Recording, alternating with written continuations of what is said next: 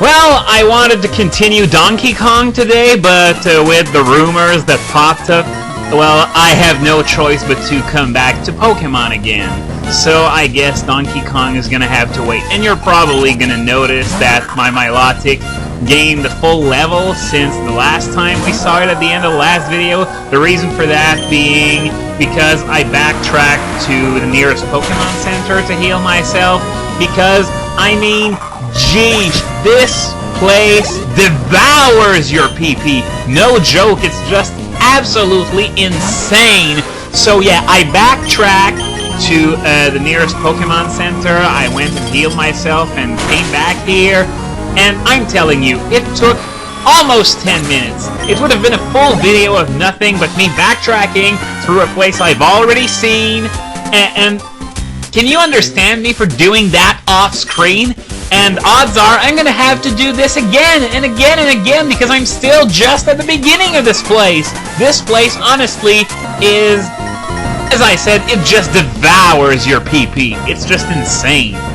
And yeah, can you blame me for not showing you that? I mean, the area that I backtracked through, we just saw it in the last video, so there was really no point in showing you that.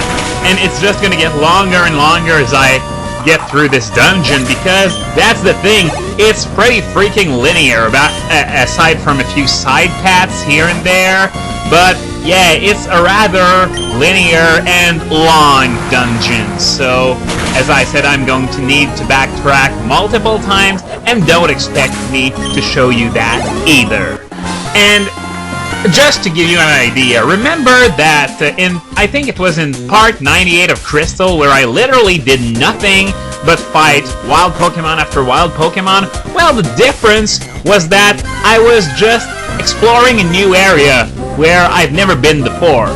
The difference is that had I shown you my backtracking session, I would have shown you a place you'd already seen, and you don't need to see my Milotic fight in an endless stream of battles against Geodudes and Gravelers and Torkoals, in which I have no chance of losing or even taking damage. That's boring! Really, really boring, even if I have something to say throughout the whole thing.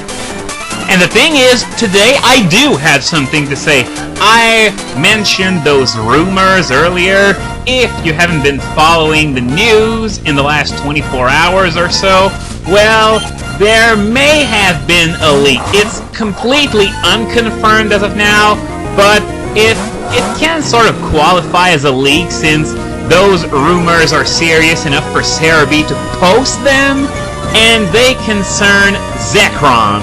Zekrom's second type, as well as Reshiram's, have been kept under wraps, probably for a reason too, and apparently there was one of the voice actresses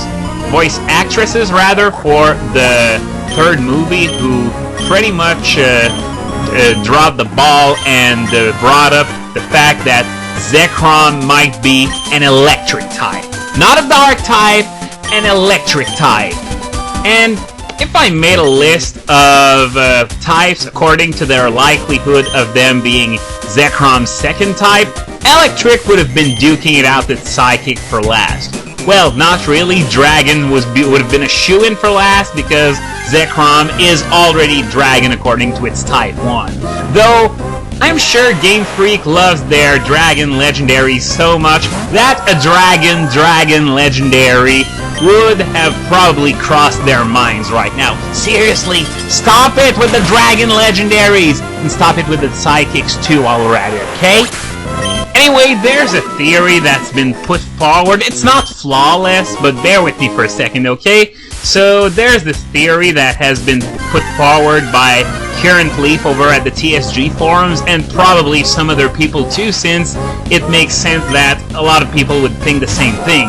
Okay, you see, if Zekrom, assuming Zekrom is an electric type, which, well, electric is rather closely associated to light in Pokemon games. Well, it might be that Zekrom is actually the light Pokemon. I know this doesn't make sense because it's black, but at the same time, attract? No thanks. it isn't that good of a status anyway, especially when I have hypnosis.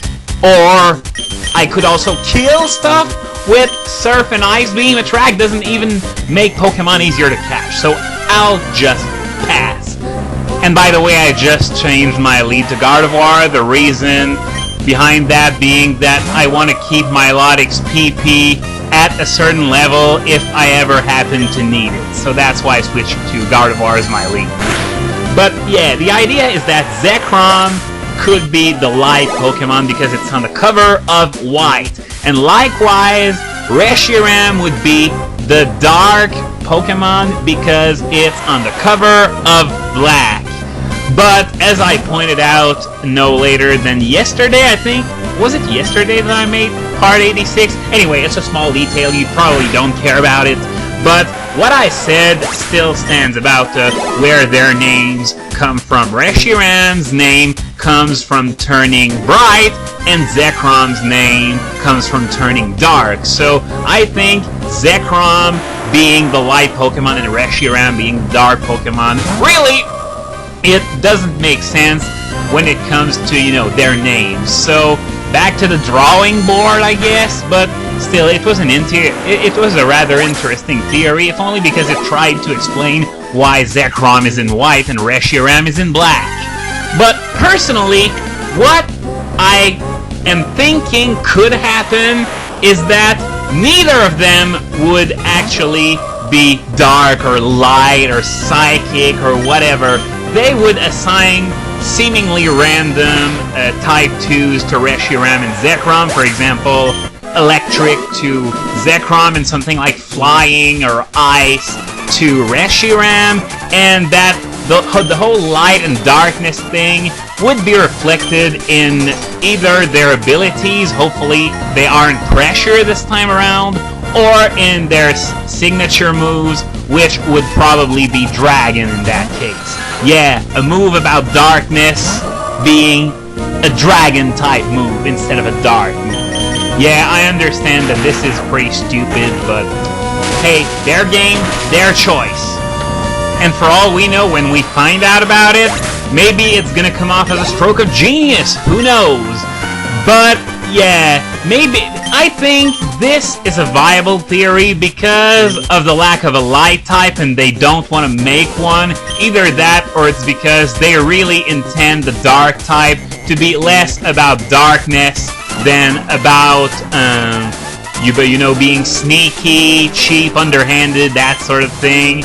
And besides, the ghost type is, well, just about as much about darkness as the dark type is. You've got pretty much every freaking move that starts with shadow in that type. Not necessarily referring to the shadow moves from Colosseum and XD. I'd rather forget about these.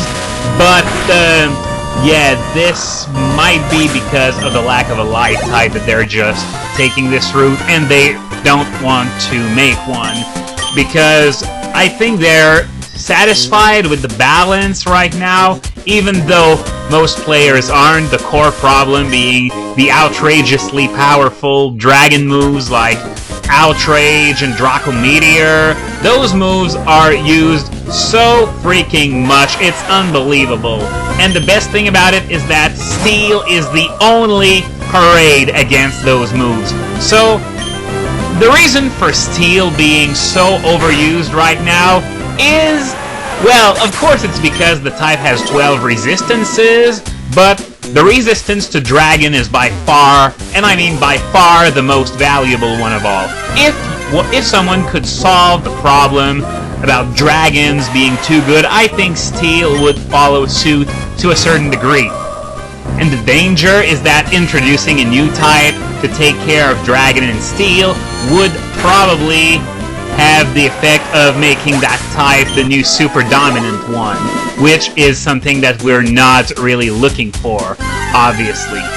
So what I'm gonna do now is I'm gonna stop recording after beating this Geodude, and in the next video I'm going to record the part of me grabbing the item at the end of this little side path, which is the same item we saw near the entrance of the hideout. Then I will backtrack off screen to heal. Then I will meet you again at the point where this little side path began.